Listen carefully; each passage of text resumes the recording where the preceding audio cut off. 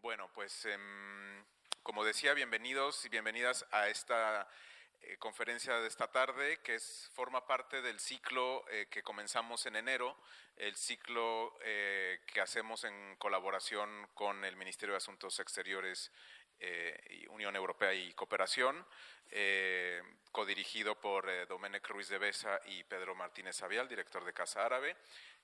La mesa de esta tarde se llama Geopolítica del Conflicto y de la Cooperación en el Mediterráneo y, bueno, nos complace tener a nuestro panel de tres, este trío que va a intentar en hora y media, de aquí a las 8:30, dilucidar un poco estas distintas aristas de la geopolítica en el Mediterráneo, en los países no solo que conciernan a esta casa, los países del mundo árabe, del norte de África y de Oriente Medio, sino también desde luego su imbricación con Europa, con la Unión Europea y con otros países también de su vecindad, tanto en África como en Oriente Medio y en el continente europeo. Nos acompañan esta tarde entonces Gerald Knaus, fundador de la European Stability Initiative, Christina Kausch, investigadora senior del German Marshall Fund, y los acompaña y estará moderando también Eduard Soler y Lecha, investigador senior en CIDOB, institución con la cual hemos esta mañana estado también en un seminario hablando de estos temas, con sede en Barcelona, como sabrán, y con quien Casa Árabe mantiene una estrecha y fructífera colaboración. Bienvenidos y adelante, Eduardo. Gracias, Karim. Al principio voy a hablar en castellano, luego seguramente ya pasaremos al inglés. Sabéis que tenéis traducción simultánea. Lo primero, agradecer a Casa Árabe y al Ministerio de Exteriores la oportunidad, ¿no?, de que los tres estemos aquí. La verdad es que para mí es un placer estar con dos personas a las que admiro, dos colegas que tienen dos grandes virtudes, yo diría. La primera es que hablan claramente, es decir, no se van con rodeos y sitúan los temas en la agenda. Y el segundo es este elemento de que son personas muy propositivas, ¿no? Yo creo que sois dos personas con capacidad de hacer aquello que en el ámbito de los think tanks, ¿no?, de estos centros de pensamiento se nos pide, que es situar o nuevas propuestas o nuevas formas de analizar el mundo. Y eso es lo que vamos a hacer hoy, centrándonos en esta región, en el Mediterráneo ampliado, viendo, ¿no?, cómo los cambios que se han ido produciendo y que se están produciendo en la región condicionan las dinámicas de conflicto y de cooperación como digo, en este Mediterráneo ampliado. Cuando uno piensa en nuestros vecinos del sur, inmediatamente a la cabeza lo que viene como fecha, ¿no?, seguramente la que si tuvierais que decir cuál es la fecha más importante que ha marcado esta región, a todo el mundo se le ocurre 2011, ¿no? 2011 como un punto de inflexión, un punto en que la idea esta de una región estática, que no se mueve, todo esto, si alguna vez había sido cierto que no lo es, cambia. Es decir, ahí se demuestra, ¿no?, esa capacidad, esa voluntad de cambio, esa diversidad de actores que empujan hacia nuevos horizontes. Es un momento también, 2011, de mucha esperanza, pero que luego, ¿no?, las esperanzas a veces se frustran y por lo tanto vamos a ver, ¿no?, seguramente una región donde otros elementos, miedo, violencia, frustración, cada vez se sitúan más en el centro, ¿no? Y ahí seguramente 2013 es un año también importante a la hora de entender qué ha pasado en esta región y también cómo el resto del mundo se ha vinculado, ha tratado con esta región, ya digo, tanto en dinámica de conflicto como de cooperación. Una región, como digo, de cambio, donde las cosas cambian drásticamente de un día para otro, hasta el punto que cambian, por ejemplo, las alianzas, los conflictos que son relevantes un día. No es que no sean relevantes, pero aparece otro conflicto que es capaz de eclipsarlo. países que al principio, ¿qué están haciendo juntos aquí? Son capaces de ponerse de acuerdo frente a una amenaza compartida, pero pueden estar de acuerdo en un conflicto y estar completamente en las antípodas en otro. Es decir, un mundo, ¿no?, muy líquido y por lo tanto que dificulta también la forma en que el resto del mundo diseña sus estrategias hacia esta región. Un mundo también donde los centros de gravedad han ido cambiando, es decir, en donde el Levante, que era el centro, el Levante, el Mashrek, el corazón geopolítico de la región, se ha ido desplazando este centro gravitatorio hacia el este, hacia el Golfo, como hay países que hasta hace 15 años seguramente eran relativamente irrelevantes o lo eran solo relevantes en su espacio más inmediato, como Qatar o como los Emiratos, que ahora actúan como verdaderos potencias regionales. Vemos también un desplazamiento de centros de gravedad hacia el sur, es decir, la dimensión africana es cada vez más relevante. Cuerno de África, Sudán, pero también todo lo que estamos viendo sobre estas conexiones entre la geopolítica de la península arábiga y la geopolítica del Cuerno y de la cuenca del Nilo, y también entre nuestros vecinos esas fronteras porosas y esos nexos de inseguridad entre el Magreb y el Sahel.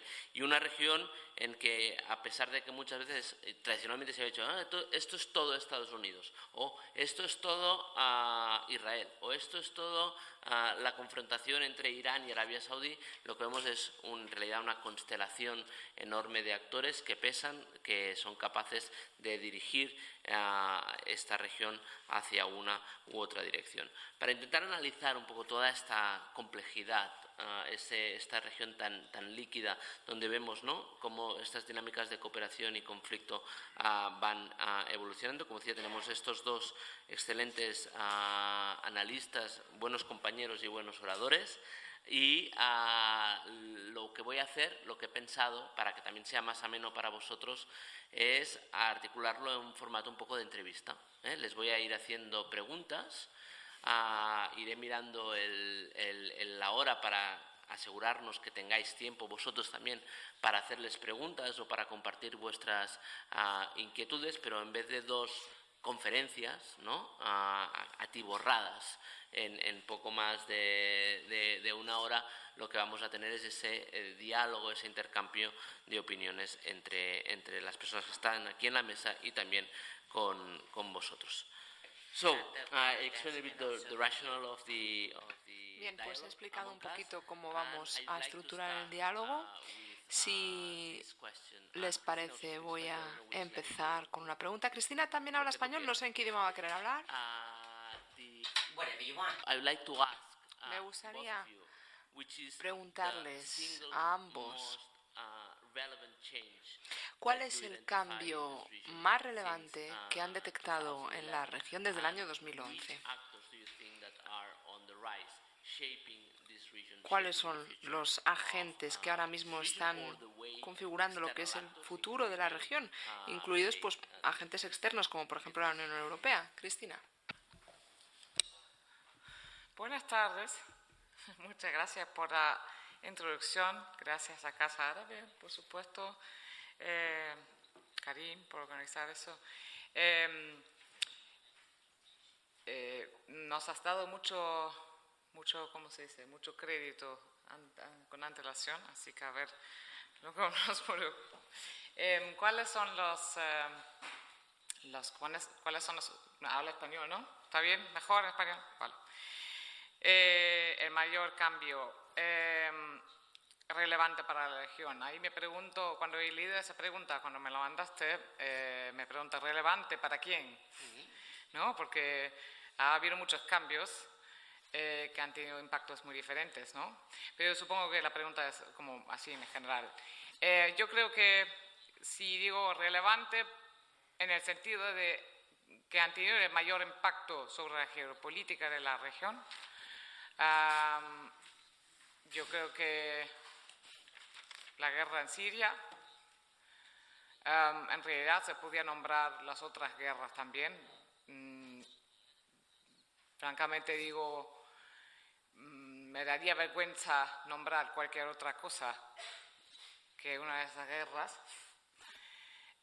no solo por el sufrimiento que han causado y que siguen causando, sino también porque efectivamente, sobre todo la guerra en Siria, ha provocado una avalancha de cambios geopolíticos, ha sido como el cebo para que Rusia vuelva a la región, al Oriente Medio, tras su ausencia durante la Guerra Fría.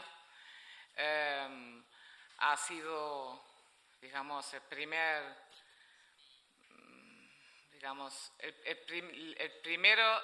gran proxy war, ¿no? Como se dice en español, como guerra Guerra por delegación. Por delegación, gracias. De esa nueva generación de proxy wars que estamos viendo ahora como casi como la norma en la región, ¿no? Y ha provocado una avalancha también con impacto sobre Europa, ¿no? Ha cambiado totalmente las prioridades domésticas en el panorama electoral europeo y, como consecuencia, también las políticas europeas hacia la región. Esto dicho, creo que quiero mencionar una cosa más, sé que normalmente solo debería mencionar una cosa, pero creo que también de factores externos, el acontecimiento que más ha cambiado es la elección de Trump en el 2017. Simplemente porque, no por tanta retórica inflamatoria y todo esto, sino más que nada porque realmente ha cambiado, y lo estamos viendo en esos días con todas las discrepancias con Europa sobre Irán, sobre el supuesto nuevo plan para Palestina, etcétera, etcétera, que realmente ha cambiado la política de Estados Unidos hacia la región bastante, y está, por bien y mal, sobre todo por mal en mi opinión, pero como rompiendo el status quo en muchos sentidos. Y lo cual también ha cambiado el comportamiento de casi todos los otros actores regionales. Y sigo creyendo que Estados Unidos es directamente o indirectamente el actor más importante de la región, por más allá de que muchos hablan de su retirada y eso. Aún incluso los otros grandes actores regionales, globales, hacen muchas de las cosas que hacen en la región para influir a Estados Unidos, sea por la región o por otros temas. Así que me quedo en esto. Gracias, Cristina. Gerald, Cristina. most relevant change in the geopolitics of conflict and cooperation. El cambio más relevante en la geopolítica de conflicto y cooperación desde 2011. ¿Quién está ahora un poco al mando? Muchas gracias. En primer lugar, muchas gracias por esta oportunidad. Quiero dar las gracias a Casa Árabe y al Ministerio de Asuntos Exteriores de España porque podemos intercambiar ahora algunas ideas. En cuanto a su pregunta, lo que ha pasado a lo largo de los últimos años ha sido extraordinario, la verdad. Los conflictos en el Mediterráneo, de Siria a Libia, han pasado a formar parte del centro de la política europea en todos los países, y esto tiene sus consecuencias, claro. De Suecia a Hungría, pasando por Polonia, Alemania, obviamente, desde donde yo he seguido más de cerca toda la situación. El tema de la inmigración, de los movimientos de refugiados que vienen desde el Mediterráneo o a través del Mediterráneo, pues ha ido atizando el debate político hacia nuevos derroteros. El auge de la extrema derecha en muchos de estos países, los éxitos electorales de la derecha populista, de los partidos antieuropeístas desde Polonia, Hungría, República Checa, Alemania.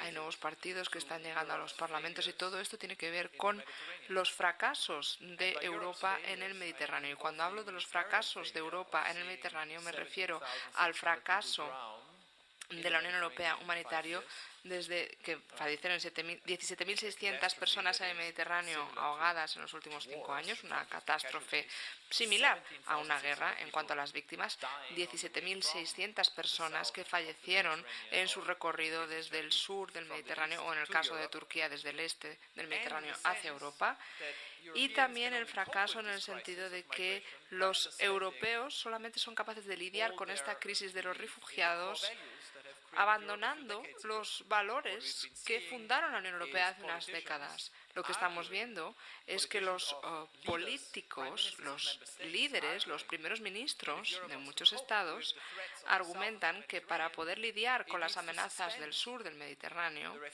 pues hay que revocar el convenio de refugiados, el convenio de derechos humanos de la Unión Europea, la convención contra la tortura, etcétera.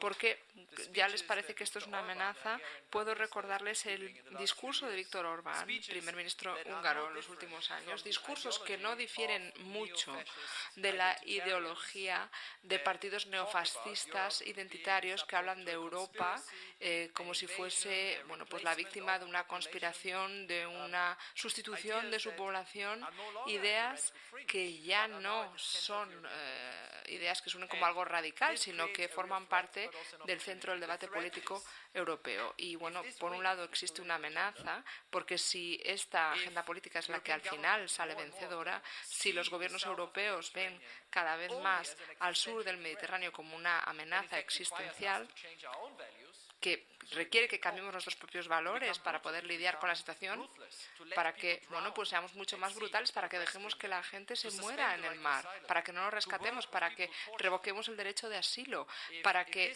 trabajemos con países que aplican la tortura. Bueno, pues si este es el futuro, pues los efectos negativos van a ser un desastre, no solo para el Mediterráneo, sino para toda Europa. Si por otro lado vemos que esta amenaza nos permite redefinir una política creíble que requiera que tengamos nuevas asociaciones al sur del Mediterráneo, nuevos partenariados, entonces esta crisis pues puede que nos lleve a una redefinición de la percepción europea de cooperación con, por ejemplo, Túnez, Marruecos u otros países de origen.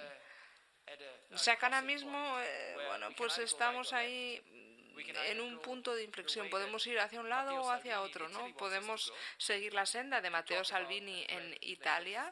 Habla de una amenaza que es existencial y dice que destruirá la civilización europea, o podemos decantarnos por la decisión de una coalición de democracias europeas que dicen que no solamente podemos mantener los valores europeos, sino que se puede crear una nueva relación con el sur del Mediterráneo. Esta es la elección a la que nos enfrentamos y yo creo que España ahora mismo está en el centro de este debate junto con otros países europeos para poder formar esta alianza y que nos permita responder de manera constructiva y eficaz. Cristina. Tú has estado, sobre los que has escrito últimamente, es sobre la necesidad de integrar distintos niveles de análisis cuando intentamos entender qué está pasando y lo que puede suceder, y idealmente proponer propuestas de mejora y de solución, entre otros a los conflictos a los que antes te referías, ¿no?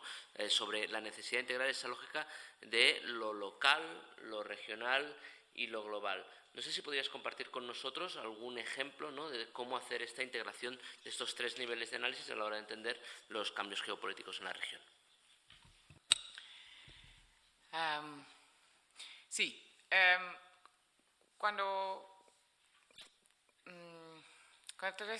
Hablando de esos tres niveles, yo creo que es básicamente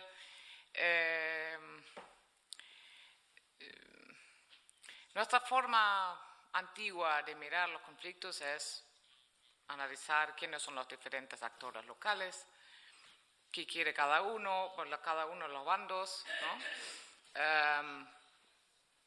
Sobre qué va. Y eso normalmente son cuestiones que de alguna manera están relacionados con la gobernanza, quiere decir, como quién gobierna el país, cómo se elige, cómo se gestionan los recursos que hay, cómo se administra y eso, ¿no? Tiene que ver con la gobernanza del país.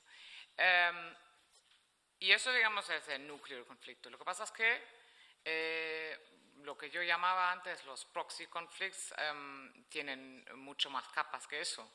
Porque si cogemos, bueno, te pedías un ejemplo, cogemos el conflicto de Siria, por ejemplo. El nivel local es quién gobierna Siria, ¿vale? Quién lo gobierna y cómo se elige y en qué clase de Estado. Luego pero con eso, resolviendo esto, el conflicto no está resuelto, porque hay muchos actores externos, regionales, globales, que tienen otras agendas. Y esas otras agendas, quizás ellos favorecen que Siria se gobierne por una por un determinado grupo de personas, o a lo mejor quieren acceso a los recursos, o tienen otros intereses dentro de Siria. Pero también hay aquellos que están activos en Siria por razones completamente ajenos al conflicto de Siria en sí, o al país de Siria. Entonces, tienes el conflicto local. Luego tienes lo que yo llamaría la capa regional, que en ese caso trata sobre eso, lo que he dicho, como la dominancia de la región, porque Siria es un país estratégico geográficamente, en términos de acceso al Mediterráneo, acceso a recursos, etcétera, en el Levante. Entonces, y luego a nivel global, luego está Rusia, y básicamente Rusia, Estados Unidos, los europeos, y Rusia ha estado, no es casualidad que Rusia entró en Siria justo prácticamente en el mismo momento que ocurrió la invasión de Rusia en Ucrania. No digo que esa haya sido la sola razón, pero quiero decir que los contextos geopolíticos están vinculados, ¿no? Entonces, para poder resolver esa clase de conflicto de capas, hay que mirar todas las capas simultáneamente, porque si yo me siento ahí con los actores locales y resuelvo esos conflictos, pero siguen estando los intereses de los otros diferentes actores metidos, no resuelvo nada. Lo mismo en Libia. Vemos que ahora mismo como la rivalidad entre... Bueno, hay varios metidos, ¿no? Pero, por ejemplo, aquí estamos en Europa, la rivalidad entre los italianos y los franceses ha sido un factor muy importante a la hora de disminuir las posibilidades del proceso de la ONU de resolver este conflicto, ¿no? Es un ejemplo. Y yo creo que en Yemen se podían encontrar capas similares. Ahora, claro, la necesidad de atacar esas tres capas a la vez, o quizás hay más capas todavía, ¿no? Es muy difícil a nivel de operacionalidad política, ¿no? Y porque aumenta lo hace mucho más difícil de resolver. Yo creo que no hemos encontrado ninguna respuesta a eso todavía. Y un apunte sobre esto, no sé si estarás de acuerdo. No solo tenemos esas tres capas que se superponen, sino también que los distintos conflictos que has puesto sobre la mesa, tú ahora has puesto los nuevos conflictos, por decirlo así, pero cómo también se superponen entre sí, ¿no? Por ejemplo, mucha gente habla de cómo el conflicto palestino o el tema árabo-israelí ha quedado de alguna forma eclipsado, ¿no?, por esos nuevos conflictos que han ido apareciendo, pero el conflicto árabo-israelí tiene muchas conexiones también con algunos de estos conflictos de los que estás hablando, ¿no? Por ejemplo, con el tema de Siria, Golán, presencia de Rusia, o las rivalidades también más regionales entre Irán y Arabia Saudí, y cómo esto favorece ese acercamiento, ¿no?, entre Arabia Saudí e Israel, ¿no? Seguramente, no sé si quieres comentar sobre eso, sobre la necesidad también de no focalizarnos solo en un conflicto, sino la necesidad de tener esa perspectiva más amplia. Hombre, es un poco cómo quieres estructurar hacia esa imagen que estamos construyendo en esa cabeza para intentar estructurar mentalmente, visualizar todo este mes, ¿no? O sea, toda esta, ¿cómo se dice mes? Lío. Sí, lío ese, todo ese lío. Y yo creo que, bueno, si yo hablo de estos tres niveles, una manera de diferentes posibilidades de estructurar eso, ¿no? Pero yo creo que efectivamente lo que tú dices, no hay solo un nivel, estos niveles, también los intereses que los diferentes poderes tienen en la región también son capas. Los diferentes temas conflictuosos, no solo los conflictos en sí. ¿Sí? Tú mencionas el conflicto de Israel y Palestina, pero hay muchos temas que sí, que son como diferentes capas en los conflictos y donde sí, que complican mucho la resolución e incluso la identificación de lo que estamos hablando en cada caso, ¿no? Many people, as I said at the beginning, when they say Mucha gente, cuando se refiere a los años clave en la geopolítica de la región, hace referencia en primer lugar a 2011 y luego a 2013. Pero si vemos la manera en la que ha reaccionado Europa a los cambios que ha habido en la región, bueno, pues daría la sensación de que el año clave fue 2015, ¿no? Porque fue el año en el que saltaron las alarmas.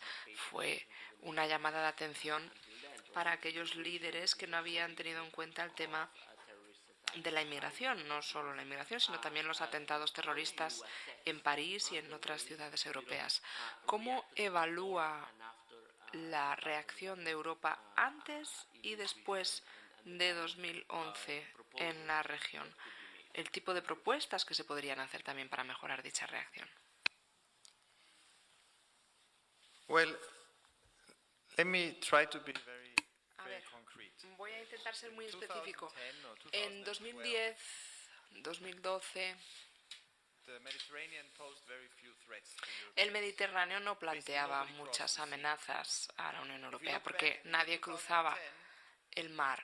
Si nos remontamos al año 2010, a pesar de que África había duplicado su población en los 25 años anteriores, el número total de personas que cruzaron en barco de Marruecos, Túnez, Libia, Egipto hacia el norte, a Italia o España, fue menos de 10.000 en todo el año.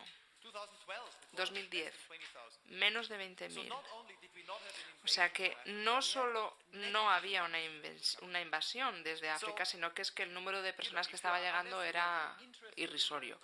A no ser que a uno le interesase mucho el sur del Mediterráneo, a no ser que uno fuese España, por ejemplo, y tuviese esta relación más estrecha. Si uno estaba en Estocolmo, en Berlín o incluso en Roma, pues el Mediterráneo sonaba como algo muy lejano. Esto empezó a cambiar antes de 2015, empezó a cambiar en 2014 realmente, porque en Italia llegaron 150.000 personas y de repente esto pasó a ser un tema candente en política. ¿Qué hacemos? Y claro, la gente se dio cuenta de que no había una política de Estado. La gente se dio cuenta de que había un conflicto en Siria cuando la gente empezó a pasar de Turquía a Grecia. Y en ese momento es cuando se necesita una respuesta práctica. ¿Qué hacemos? La primera respuesta fue una respuesta en la que había mucha empatía, pero de eso ahora nos olvidamos. En el año 2013, en el verano, el Papa Francisco, en su primer viaje fuera del Vaticano, a la isla de Lampedusa, hizo un discurso durante aquel verano en el que pues hizo un llamamiento muy potente a los europeos para que dejasen de dar la espalda al Mediterráneo. Decía que la gente se estaba muriendo, son nuestros hermanos. Usó el ejemplo del buen samaritano, que no se marchaba y dejaba de lado a la persona que estaba necesitando ayuda. Y entonces nos abrió los ojos al sufrimiento del Mediterráneo. Tenía una imagen muy poderosa, la globalización de la indiferencia. Ese fue el primer discurso que dio el Papa en un viaje fuera del Vaticano, en la isla de Lampedusa. Unos meses después, cuando se produjo el incidente en el que 366 personas se ahogaron justo enfrente de Lampedusa, un barco se incendió, la respuesta del gobierno italiano fue enviar al ejército para empezar a rescatar a esas personas. O sea que en 2013, la primera respuesta que dio Europa ante esta crisis fue, pues crear el mayor esfuerzo de rescate marítimo de la historia.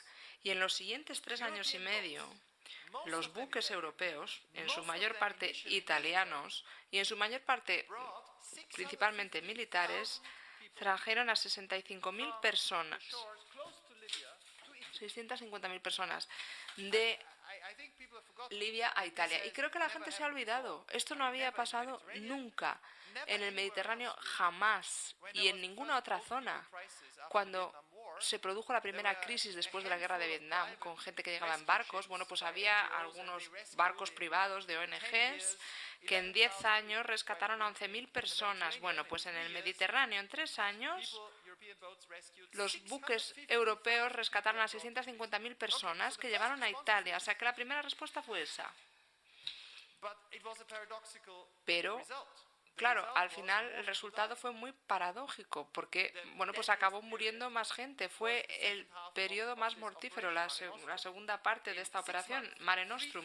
En 6 meses se ahogaron 3.000 personas. ¿Por qué? Pues porque cada vez empezaba a venir más gente del resto de África subsahariana hacia Libia. En 2016 había 180.000 personas que cruzaron el Mediterráneo. Es decir, se subían en barcas, los rescataban los buques europeos y los llevaban a Italia. Más de la mitad procedían de 6 países del África subsahariana.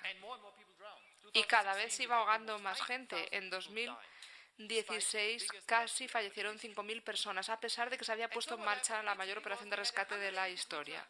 Bueno, pues en Italia entonces se produce un giro de 180 grados, un país que seguía el discurso del Papa, es decir, hay que rescatar a todos, vamos a enviar al ejército, estamos orgullosos de que nuestros soldados rescaten a la gente en el mar, y de repente se convierten en el país en el que en medio de 2017 el gobierno de centro-izquierda dice tenemos que dejar ya de acometer estos rescates, hay que quitarles los buques a las ONGs, tenemos que llegar a acuerdos con países que aplican la tortura, es decir, la cláusula de salvaguardia de Libia.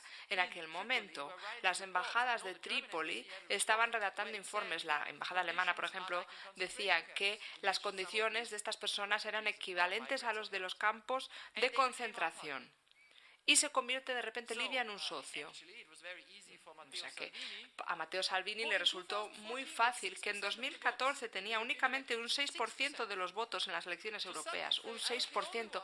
De repente se erige en El Salvador. Es la persona que siempre había tenido razón. Dice, había que haber hecho esto desde el principio, tenemos que poner fin a la inmigración. Y de repente se convierte en el político más famoso, más popular de Italia. Hoy en día tiene un 35% de aceptación en las encuestas y es muy probable que se convierta en el primer ministro de Italia a finales de año. Y esto ha pasado en un periodo de tiempo muy corto. ¿Por qué?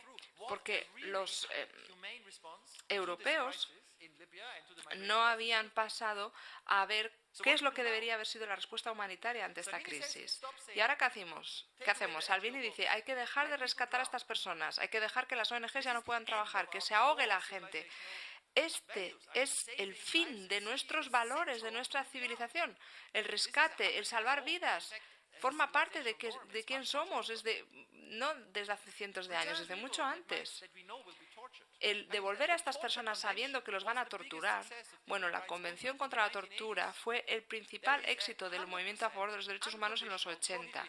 Hay una prohibición total de un 100% para que los países no devuelvan a personas a países que los puedan torturar. Y hoy estamos financiando un esfuerzo de este tipo en la costa de Libia. Entonces, ¿qué vamos a hacer? Tenemos que reconocer, en primer lugar, que necesitamos mejores políticas. Voy a ser muy específico. Tenemos que rescatar a la gente. No podemos devolverlos a Libia, pero tampoco podemos seguir llevándolos a Italia, dejarlos allí y si necesitan protección o no, bueno, pues eso es harina de otro costal, ¿no? Y decimos, bueno, pues ahora ya estáis en Europa y os quedáis. Esto va a crear un efecto llamada enorme. En 5 años estamos recibiendo a miles de personas de Senegal. No hay ningún motivo político para escapar de este país y llegan a Italia a través de Libia. Y entonces hay que encontrar la manera de detener esta situación sin que la gente se ahogue, sin que los devuelvan a Libia. Y eso solo se puede hacer si tenemos socios en la región, no Libia. Socios con los países de origen para que digamos, bueno, podemos traer a gente a Europa con un procedimiento de asilo muy rápido y aquellos que no tengan derecho a asilo pueden volver a su país de origen o un tercer país que sea seguro, es decir, no Libia.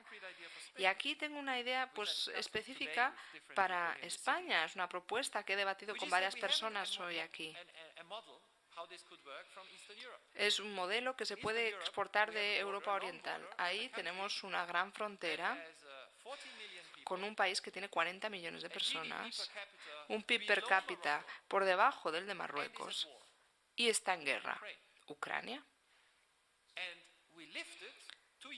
Hace 2 años se quitó el requisito para los visados en la Unión Europea. Se decía, los ucranianos pueden venir a Europa libre de visado.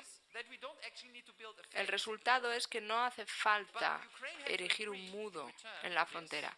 Ucrania tuvo que aceptar 2 cosas a cambio. En primer lugar, mejorar sus derechos humanos, mejorar su cooperación en materia de seguridad con nuestra policía para luchar contra la delincuencia organizada y acordó volver a aceptar a todos los ucranianos en situación ilegal en Europa y a otros que a través de Ucrania lleguen a Europa. El resultado es que hay muy pocas personas a las que haya que devolver a Ucrania porque hay muy pocas que vengan ilegalmente. El número de solicitantes de asilo se ha reducido a la mitad. Hay 2 millones que viajaron con libertad y luego volvieron. Y los que se quedaron en Europa, bueno, pues lo hicieron en una situación de legalidad, sobre todo en Polonia. Hay medio millón de ucranianos que obtuvieron un permiso de trabajo el año pasado. O sea que no es necesario levantar un muro. Esta propuesta la podría hacer España a la Unión Europea. ¿No se podría ofrecer algo similar a Marruecos y a Túnez? Decirles, bueno, si ustedes pasan a colaborar con nosotros, se convierten en nuestros socios para poder gestionar la inmigración y vuelven a acoger a aquellas personas que parten de Túnez o de Marruecos, tratándolas de manera humanitaria, con lo cual nos garantizamos que se cumplen con las condiciones de tercer estado seguro, y aceptando a sus ciudadanos que vienen aquí de manera irregular, bueno, pues estos flujos van a reducirse y a cambio les ofrecemos una política sin visado y les ayudaremos a reubicar a los refugiados a través del ACNUR desde los países que, bueno, pues de los que tienen que escapar. De este modo, tenemos una respuesta. Podemos contrarrestar a Salvini. Tenemos un incentivo para invertir en nuestras relaciones con Marruecos o Túnez.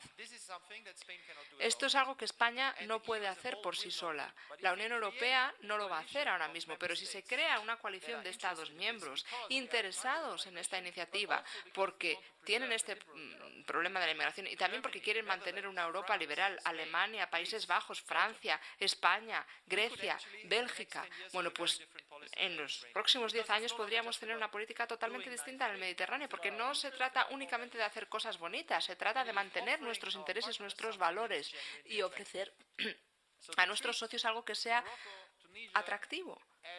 O sea que hay que convertir a Marruecos y a Túnez en historias de éxito en la cooperación para poder reducir la inmigración irregular, para poder exportar los estándares de derechos humanos y poder responder a la extrema derecha. Yo creo que esto es algo que necesitamos ahora y espero que España, el próximo gobierno, junto con otros Estados miembros, pues puedan adoptar esta iniciativa. Bueno, ya veremos. Si tenéis, como si creéis que es una idea que podría llegar a fructificar. Cristina, tú antes, cuando yo he pedido sobre qué actores son los que acaban pesando más, te has decidido por Estados Unidos y por una persona en concreto, por Donald Trump, y estamos en una sesión sobre geopolítica del conflicto y de la cooperación. Eso quiere decir que llevémoslo a ese terreno. Trump es una persona que cuando accedió al poder generó muchas expectativas positivas o negativas. En esta región hubo muchos gobiernos que lo vieron con interés, ¿no? Es decir, bueno, es una persona que va a tener una política mucho más liviana con temas de derechos humanos, nos va a dejar hacer, todos los agravios que había con la administración Obama es el momento de corregirlos, ¿no? y llevárnoslo a nuestro favor, pero eso quiere decir también que hay muchos actores en la región que se sintieron muy fuertes, ¿no? Seguramente todo el mundo recuerda la imagen de la danza del sable, Donald Trump en Riyadh, ¿no? Como uno de los momentos clave. Entonces yo quería preguntarte si crees que Donald Trump va a ser, está siendo o va a ser un actor que nos llevará a un escenario de todavía más conflicto y más violencia, y ahí seguramente la actualidad obliga y seguramente nos obliga a discutir sobre el tema Irán, países del Golfo, pero si crees también que, al revés de lo que muchos esperan, Trump podría llegar a tener algún efecto sobre la geopolítica de la cooperación. Y ahí, tú lo avanzabas antes, está esta idea del acuerdo del siglo. ¿Crees que es un acuerdo que no va a servir para nada, como dicen muchos, que simplemente va a enfadar todavía más a los palestinos, a dividir más a los países árabes? ¿O crees que realmente pudiera, en según qué circunstancias, generar una dinámica de cooperación distinta en esta región? Bueno, en primer lugar, sí es cierto que he mencionado Trump y seguramente es importante como persona, obviamente, pero creo que prefiero hablar de la política de Estados Unidos porque nos enfocamos demasiado en la persona de Trump. La política de Estados Unidos bajo Trump en Oriente Medio, Norte de África, muchas de sus características no son vinculadas necesariamente, solo fueron acelerados por Trump y ya iniciados bajo Obama o incluso antes, ¿no? Y no son cosas que necesariamente desaparecerán si es que Trump en algún momento ¿no? que ya no será presidente de Estados Unidos. Bueno, primero está la famosa retirada de Estados Unidos de Oriente Medio, que no existe, en mi opinión, no está corroborado ni por números, ni por ninguna otra prueba fehaciente tangible, sino es una retirada percibida. Esto dicho, la retirada percibida tiene un efecto, ¿no? Tiene muchos efectos. La estrategia de la administración de Trump, incluso la anterior, ha sido no, mira, lo voy a encarar de otra forma. Creo que la pregunta principal de seguridad para Oriente Medio y para toda la región es ¿quién llena el hueco de seguridad que deja Estados Unidos? Y ahora parece que me estoy contradiciendo. Deja a Estados Unidos no porque deja de ser presente, pero se va en segundo plano. El plan es que actores regionales tomen el liderazgo de seguridad, den las garantías de seguridad en la región. Y esos no son esa región, ¿no? Es como básicamente ocupados vosotros. Lo cual incluye a Europa, por cierto. Cada vez que organizo un panel o algo así sobre seguridad de Oriente Medio, los americanos dicen, por favor, que los europeos estén también presentes para que digan cuál será su contribución a la seguridad de Oriente Medio. Bueno, y la administración de Trump lo que han hecho es formar una coalición, o sea, han elegido bandos, ¿no? En la situación actual polarizada en la región, han elegido el bando de lo que es ahora una coalición entre Arabia Saudí, Emiratos Árabes y Israel, por decirlo así. Y lo que sería el otro bando, liderado por Irán, ahí está la llamada política de máxima presión, que reemplaza supuestamente el enfoque defendido por los europeos de negociación. ¿Qué es el enfoque de máxima presión? Pues más allá de estrangulamiento económico, no lo sabemos. Guerra no creo que va a ser, porque no les interesa a ninguno de los involucrados, incluido a los más cercanos aliados de Trump.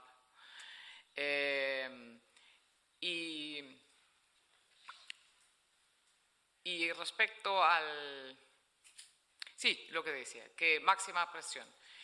El problema con el JCPOA, con el acuerdo nuclear, que está muerto, y los europeos saben que está muerto, a pesar de haber hecho todo para salvarlo, es que la administración de Trump no ha puesto nada, o sea, se ha retirado, pero no ha puesto nada en su lugar. No tiene alternativa, no sabe qué hacer con Irán. más allá de hacer máxima. Pero eso es algo que si miramos la política exterior del gobierno, de la administración de Trump, ese tema de la máxima presión no se aplica solo Irán. Están haciendo algo muy parecido, intentando algo muy parecido con Corea del Norte y ahora con Venezuela, ¿sabes? O sea, mayor minoría, hay diferencias obviamente, pero quiero decir que eso es algo que en mi ver tiene muy poco que ver con Oriente Medio o incluso con Irán, sino es una cuestión doméstica, es la manera de cómo se vende esa administración. Sobre el llamado Deal of the Century, la verdad que prefiero no utilizar ese término, que me parece un eufemismo horrible y que es una palabra de propaganda que yo lo conozco como el plan de Kushner, que me parece más adecuado. Y sí, es pura especulación porque hasta ahora no se ha publicado, pero supuestamente un periódico israelí ha publicado unos parámetros que ahora algunos dicen, que no sé si es verdad o no, que ha sido una publicación, estrategia para testar las aguas, ¿no? Para probar a ver cuáles podrían ser las reacciones, cosa que me parece posible, no sé si es así. Los parámetros que se publicaron ahí son muy malos para los palestinos, es una ghettoización de los palestinos, sería, digamos, si es eso, ghettoización de los palestinos y sería un estado de mentiras sin soberanía real ninguna y básicamente a cambio del fin del estrangulamiento económico, básicamente. Pero sería fatal y no, si este es el plan, eso dicho, muy difícil imaginar que esto podría ser la base para algún tipo de constructividad en la relación entre israelíes y palestinos de aquí en adelante. Es básicamente, sí, la administración de Trump ha cambiado el rumbo, básicamente ha dicho, bueno, en Israel y Palestina el statu quo no funciona, pues nada, le damos a Israel todo lo que quiere y básicamente con la pistola les obligamos a todos a aceptar ese plan. Pues eso parece que va a ser el plan. Si es que se publica en algún momento, que tampoco lo tengo tan claro, porque hace un año ya se decía que estaba a punto de publicarse. También hay aquellos que dicen que este famoso plan se ha estado desarrollando delante de nuestros ojos ya en el último año, con el reconocimiento de parte de Estados Unidos, de la acción del Golán, de la embajada, de mover la embajada a Jerusalén, etcétera, etcétera, y básicamente de acceder a todas las preferencias de Bibi Netanyahu y a la vez de bloquearlos por completo a los palestinos. Esto es el enfoque de Trump, ¿no? Y ahí quizás como última palabra me pregunto cuál es, a mí la parte interesante que para mí es a estas políticas muy drásticas, sea hacia Irán o sea ahora con el Deal of the Century, ¿cómo van a reaccionar los europeos? ¿No? Porque en el caso de Irán lo han intentado y me parece me ha sorprendido. Lo que pasa es que no pueden influir lo que decidan las empresas, ¿no? Porque Irán, lamentablemente, simplemente que si yo tengo una empresa yo no invertiría ahí ahora, es lógico, ¿sí? Más allá de que tenga formalmente las posibilidades.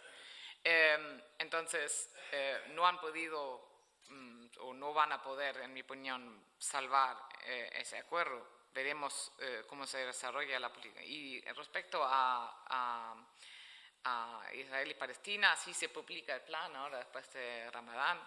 Tenemos que ver cómo es, pero hemos escuchado esta mañana que hay que se está discutiendo ahora las posibilidades potenciales y cómo se podría reaccionar, ¿no? Porque hay mucha división entre los Estados miembros de la Unión Europea y en algún momento, cuando pasó lo del Jerusalén y la embajada, yo pensaba que tal como en el caso de Irán iba a haber más unidad, que en cierto modo iba a ser una oportunidad de emanciparse, ¿no? de la Unión Europea hacia Estados Unidos. Es decir, mira, hasta ahí nosotros, estas son nuestras posiciones y por más que tú decidas cambiar de rumbo, nosotros defendemos nuestros principios. No sé cómo hacer, ahora ya no lo veo, en caso de Israel y Palestina no lo veo tan claro porque parece que ahora sí, Gerald ha mencionado cómo está la cosa en Europa ahora mismo, qué clase de gobiernos vamos teniendo y no le veo mucha unidad ahí al respecto, pero tengo curiosidad por ver cómo reaccionaremos nosotros. Gracias, Cristina. En este repaso, de momento, hemos abordado el Golfo, los países de Oriente Medio, un poco el Magreb, Marruecos, Libia. Pero Gerald, para los que no lo sepáis, es un especialista sobre Balcanes y también ha vivido durante mucho tiempo en Turquía. You're a specialist on the Balkans and Turkey, so just to finish. Es un especialista, como decía, y me gustaría que, bueno, pues pudiese hablarnos un poco de esta zona antes de que le cedamos la palabra a los asistentes para que, bueno, pues nos hables de las dinámicas de conflicto y reconciliación en los Balcanes y cuál es la situación actual.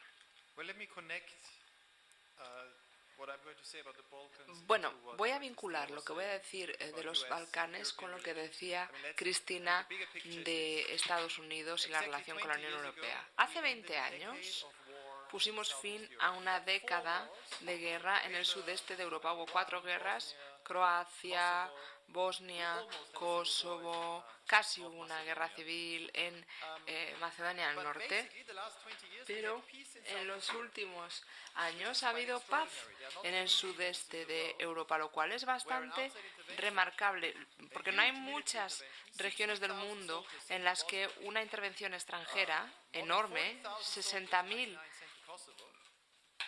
fueron enviados a Bosnia, 60.000 soldados, y bueno, pues han podido retirar todas las tropas. No quedan muchos efectivos, algunos en Bosnia, hay unos 2.000 en Kosovo, si no me equivoco, y hay paz durante 20 años. Se retiran las tropas de la acción exterior y hay paz. Y esta paz se basó en un acuerdo entre Estados Unidos y Europa para que hubiese una política conjunta. O sea que si buscamos un ejemplo inspirador de política europea para crear paz después de la guerra, para crear reconciliación después de depuraciones étnicas, después del genocidio en Bosnia, bueno, pues este es el ejemplo. Y incluso hoy esto también se está viendo tensionado. Lo hemos visto a lo largo de los últimos meses. Y tiene que ver también con la relación de la Unión Europea con Estados Unidos. En abril del año pasado, el presidente Trump cambió a su equipo de seguridad nacional. John Bolton se convirtió en su asesor. John Bolton está a favor de una política más agresiva con Irán y, como diplomático, había dicho que la mejor manera de tratar el conflicto étnico es dividir los países. Lo recomendó en Irak, lo recomendó en Siria y lo recomendó también en Kosovo. O sea, que ha dicho lo mejor para tratar el problema de Kosovo, lo dijo en 2008, es dividir el país en distintas partes y pasar a contar con una parte albana, otra kosovar, socavando todos los valores que habían defendido la Unión Europea y Estados Unidos en la región, porque se quería que, bueno, pues estos países fuesen multiétnicos, para que no hubiese fronteras étnicas. En Kosovo, el serbio es un idioma oficial. En Macedonia del Norte, el albanés es un idioma oficial. En Montenegro no hay mayorías étnicas, todo el mundo es una minoría. Bosnia, por supuesto, es famosa por su multietnicidad, y Europa insistía en que había que dejar las fronteras tal y como estaban y hacer hincapié en los derechos de las minorías en estos países. John Bolton cree que esto no es buena idea. El año pasado fue a Kiev, dio una conferencia de prensa y dijo que estaba a favor de establecer fronteras étnicas, y ya está. Lo dijo sin consultar con ningún socio europeo, sin consultar para nada con ninguno de los países de la región.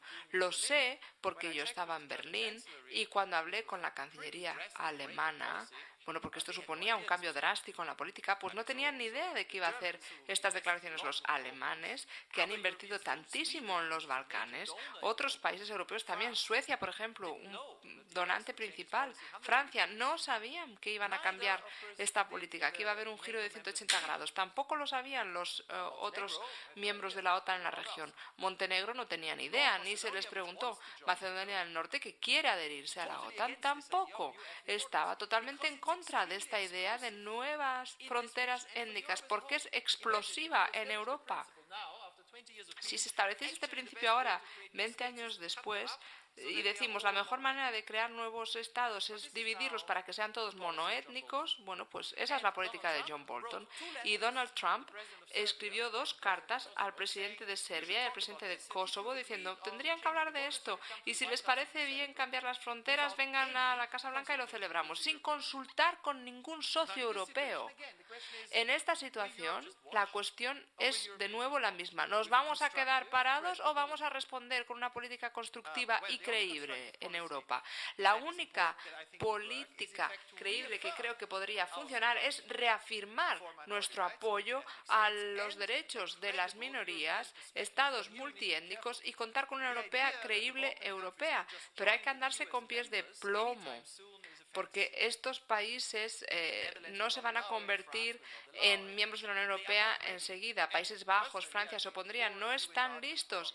Yo he estado a favor de la ampliación de la Unión Europea durante muchos años, pero no estoy a favor, porque ahora mismo debilitaría mucho la Unión Europea. Son muchos estados pequeños con democracias débiles. Si viene a la Unión Europea le daríamos una victoria a Víctor Orbán. Es una amenaza. Lo que necesitamos es una política creíble que nos mantenga en este rumbo en la región, en el rumbo de la democracia y los derechos humanos. Y tiene que ser creíble también para Europa. Lo que hemos propuesto en los últimos meses es que, en primer lugar, los europeos digan clarísimamente Alemania, España, Francia tienen que ser firmes. No estamos a favor de las fronteras étnicas. No estamos a favor de que se cambien las fronteras en función de donde vivan las minorías. Y en segundo lugar, hay que ofrecerle a la región una perspectiva para poder unirse al mercado común a lo largo de los próximos 10 años, tal y como podría acabar el Reino Unido, por ejemplo. Y es muy atractivo para estos países estar en el mercado común. El Reino Unido quería salirse de la Unión Europea y no se ponen de acuerdo porque el coste de salir de la Unión Europea es tan elevado que no sabemos ni lo que pasaría. Noruega, he estado mucho tiempo allí recientemente, bueno, pues a presionar a la Unión Europea para estar en este mercado común. Si les ofrecemos esta perspectiva a los estados balcánicos, ofreceremos un respaldo a sus reformas democráticas, incluso también la libertad de movimiento. Estamos hablando de una región muy pequeña, 20 millones de personas. Sus fronteras tendrían que ser como las fronteras que hay entre Francia y Alemania, o con Suiza, por ejemplo. No está en la Unión Europea, pero está en Schengen. No se ve la frontera entre Suiza y Alemania. Bueno, pues así es como podemos estimular a los estados balcánicos. Es una visión muy europea, es realista y es la opuesta a la de Trump, porque refuerza nuestros principios europeos de contar con estados multiétnicos. O sea que creo que hay una amenaza y una oportunidad una vez más. Espero que países como España, que tienen un interés en el mercado común, en Schengen, en que los estados multiétnicos sean siendo así, desempeñen un papel cada vez más activo, más constructivo con otros agentes también en la región de los Balcanes. Muy interesante.